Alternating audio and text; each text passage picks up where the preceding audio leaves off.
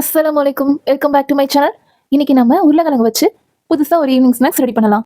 அதுக்கு ஒரு பவுல்ல 1 கப் மைதா, 1/2 டீஸ்பூன் ஜீரகம், உப்பு தேவையான அளவு, தண்ணி சேர்த்து நல்லா மாவை சப்பாத்தி மாவு பதத்துக்கு நல்லா பிசைஞ்சு அது ஒரு 10 நிமிஷம் ஊற வச்சிடலாம். இப்போ நம்ம உள்ள ஸ்டஃபிங் கொடுக்கறதுக்கு ஒரு பேன்ல 3 டேபிள் ஸ்பூன் எண்ணெய் சேர்த்து 1/2 டீஸ்பூன் சோம்பு, 1/2 டீஸ்பூன் ஜீரகம், குட்டியா சாப் பண்ணி வச்சிருக்க வெங்காயம் சேர்த்து வதக்கிக்கலாம். அதோட ஒரு பச்சை மிளகாயை ஸ்லைஸ் பண்ணி சேர்த்துருக்கேன். வெங்காயம் வதங்கினதும் 1/2 டீஸ்பூன் மஞ்சத்தூள், 1/2 டீஸ்பூன் மிளகாத்தூள், 1/2 டீஸ்பூன் கரம் மசாலா சேர்த்து நல்லா கலரி விட்டுக்கலாம்.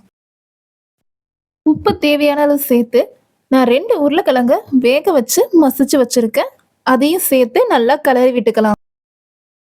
இப்போ உள்ள வைக்கிறதுக்கு ஸ்டஃபிங் ரெடி ஆயிடுச்சு. இப்போ சப்பாத்தி கல்லுல லேசா மாவை தூவி விட்டு ஊற வச்சிருக்க மாவை கொஞ்சமா எடுத்து ஒரு தின் லேயரா தேய்ச்சிக்கலாம்.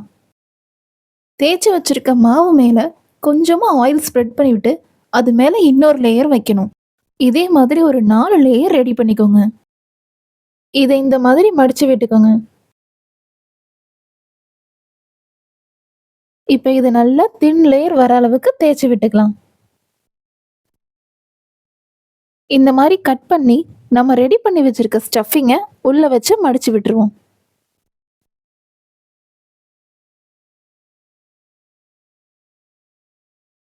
இதை ஃப்ரை பண்ணுறதுக்கு ஒரு பேனில் ஆயில் சேர்த்து சூடானதுக்கு அப்புறம் நம்ம ரெடி பண்ணி வச்சிருக்க ஸ்டஃபிங்கை சேர்த்து 2 சைடும் ஃப்ரை பண்ணிட வேண்டியது தான். ஒரு கிரிப்ஸியான ஈவினிங் ஸ்நாக்ஸ் ரெடி ஆகிடுச்சு. ட்ரை பண்ணி பாருங்க.